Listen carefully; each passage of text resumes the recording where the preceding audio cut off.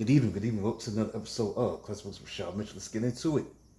Life of the Spirit Study Bible. Let's get into 1 Samuel chapter 14 and chapter 15. Let's go to verse 1 of chapter 14, and it reads, One day, Jonathan, son of Saul, said to the young man bearing his armor, Come, let's go over to the Philistine, our post on the other side. But he did not tell his father. Philistine outpost, that means that this chapter emphasizes that the Israelites defeated the Philistines only because God acted on their behalf. They were discouraged, outnumbered, and inadequately armed, with no reasonable hope for victory. Yet they won the battle because the Lord rescued Israel that day. But when circumstances were to be against us, when circumstances seem to be against us, and our resources seem inadequate, as God's children, we have the right to call on Him to help us in our time of need. But He has promised to be an ever-present help in trouble and to supply grace for all our needs. All right, let's get into chapter 15.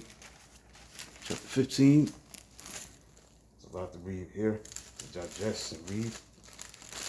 Chapter 15, verse 2, and it reads, This is what the Lord Almighty says. I will punish the Amalekites for what they did to Israel when they waylaid them as they came up from Egypt. Punish the Amalekites for what they did. It means the Amalekites, they're the descendants of Amalek. So they had been the first to oppose God and the nation of Israel in the desert. They represent hostile power, evil, opposition to God, His people, and His truth. It was Saul's responsibility to totally destroy the Amalekites and their evil ways. Under the cloak of religious zeal, he refused to obey fully God's command regarding the Amalekites and was subsequently rejected by God as king. In verse 3, now go attack the Amalekites and totally destroy everything that belongs to them. Do not spare them, put to death men and women, children, and infants, cattle and sheep, camels and donkeys. Put to death children and infants. The extent of the Amalekites' wickedness, cruelty, and contained rebellion was so great that the removal of innocent children from earth was an act of mercy. Note that because of the extreme wickedness of humankind in Noah's day, God is in sorrow and grief had decided to destroy everyone, including children and infants. Here also God decided that the Amalekites had to be utterly blotted out. It was better that the children of the Amalekites die in infancy than live under their parents' corrupt and wicked influence. In verse 9, it says, But Saul and the army spared Agag and the best of the sheep and cattle, the fat calves and lambs, everything that was good. These they were unwilling to destroy completely, but everything that was despised and weak, they totally destroyed.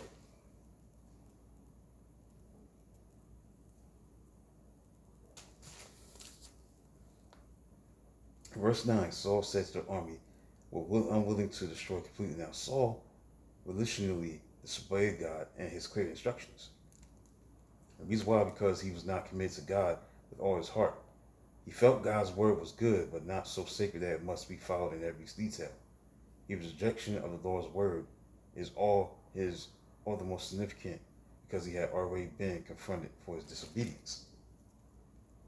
All right, that's verse 9. Let's go to verse number 22. And it says, But Samuel replied, Does the Lord delight in burnt offerings and sacrifices as much as in obeying the voice of the Lord? To obey is better than sacrifice. To eat is better than the fat of rams. To obey is better than sacrifice. It means obeying God's word from the heart is better than any outward form of worship, because when it comes to service or personal sacrifice, because Saul's sin was placing his own conception of what was right above biblical revelation. This sin will be the focal point of the final apostasy that is predicted for the period just before Jesus Christ returns to the earth. Worship, praise, and prayer, spiritual gifts, and service to God are hollow in his sight, if not accompanied by explicit obedience to him and his word. Verse 23. Verse 23. And it reads, for rebellion is like the sin of divination, and arrogance like the evil of idolatry, because you have rejected the word of the Lord. He has rejected you as king. Rebellion, divination. That means that the sin of divination is seeking to manipulate events, people, or the future by the spirits of the departed dead. Rebellion against God's word is like this sin, in that both involve. Rebellion against God's word is like this sin in that both involve a rejection of God's lordship, an attempt to determine the outcome of things in a manner other than God's way.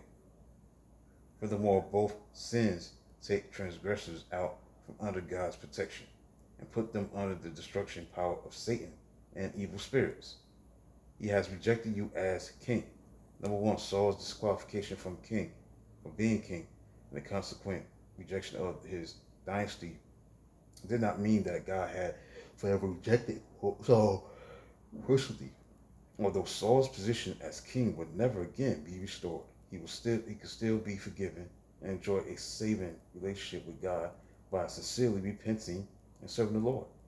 And next, the same principle operates under the new covenant. A spiritual leader may fall or fail morally, must be rejected permanently by God from his spiritual office, yet be open to full forgiveness, salvation, and fellowship with God. All right, finally, we're going to go to verse number 35. In chapter 15, verse 35, it says, until the day Samuel died, he did not go to see Saul again, though Samuel mourned for him, and the Lord was grieved that he had made Saul king over Israel. The Lord was grieved. That grief in Hebrew, Naham, that means expressing God's deep emotion and sorrow at Saul's rebellion. Now, God's grief included regret that Saul had changed, that he had made Saul king over Israel. All right, so I'm done with chapter 14, 15, we'll be in chapter 16 tomorrow. Let's see, I think I'm going to read another chapter. I think chapter 16 will be enough.